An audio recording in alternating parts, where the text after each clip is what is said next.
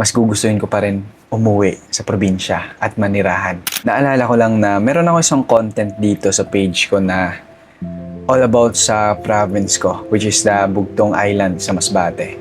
Na after kong mag-enroll dito sa college, mag-aral, graduate, magkaroon ng racket, magtrabaho, after all of those things na nangyari sa akin, kapag stable na ako, kapag okay na, mas gugustuhin ko pa rin umuwi sa probinsya at manirahan.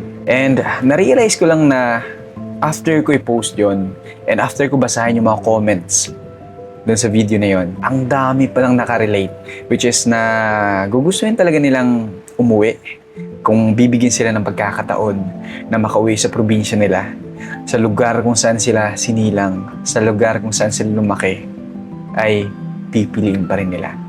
So shoutout dyan sa mga taga Masbate guys na nakipagsapalaran dito sa Manila, nag-OFW, hindi para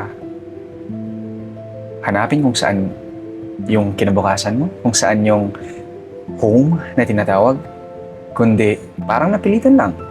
Kasi yung opportunity naman talaga is nasa city. So, kagaya natin ng mga taga-probinsyano, mas pinipili natin na makipagsapalaran muna. Umalis sa comfort zone. Pero hindi ibig sabihin doon, talikuran natin habang buhay kung saan man tayo. Ika nga, kung saan tayo lumaki, doon din tayo tatanda. Yan guys, sa lahat ng tao na nilulook forward nila na balang araw makakawi sila sa probinsya nila. Shoutout sa inyo guys.